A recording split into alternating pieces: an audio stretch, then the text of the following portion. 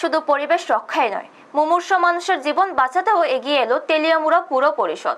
বিশ্ব পরিবেশ দিবস উপলক্ষে এক ব্যতিক্রমী উদ্যোগ নিয়ে তেলিয়ামুড়া মহকুমা হাসপাতালে একটি স্বেচ্ছায় রক্তদান শিবিরের আয়োজন করা হয়। পরিবেশ সচেতনতাকে সামাজিক দায়বদ্ধতার সাথে জুড়ে দিয়ে দিনটিকে আরও তাৎপর্যপূর্ণ করে তোলাই ছিল এই কর্মসূচির মূল লক্ষ্য। এই দিনের এই শিবিরে পুর পরিষদের কর্মচারীদের পাশাপাশি এলাকার বহু সাধারণ মানুষ স্বতঃস্ফূর্তভাবে অংশ নিয়ে স্বেচ্ছায় রক্তদান করেন। এই মানবিক উদ্যোগকে ঘিরে হাসপাতাল চত্বরে সাধারণ মানুষের মধ্যে ব্যাপক উৎসাহ লক্ষ্য করা যায়। অনুষ্ঠানে উপস্থিত থেকে রক্তদাতাদের উৎসাহিত করেন তেলিয়ামুড়া পুর পরিষদের চেয়ারম্যান রূপক সরকার এবং মুখ্য কার্যনির্বাহী আধিকারিক প্রদীপ সরকার সহ অন্যান্য বিশিষ্ট ব্যক্তিবর্গ।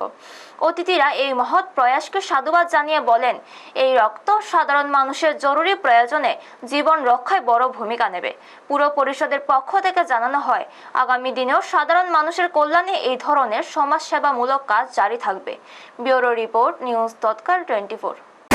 আপনারা সবাই জানেন আজ বিশ্ব পরিবেশ দিবস। বিশ্ব পরিবেশ দিবস হিসাবে আমাদের সরকারি প্রোগ্রামের মধ্যে বা কর্মসূচির মধ্যে আমাদের অনেকগুলি কর্মসূচি আছে।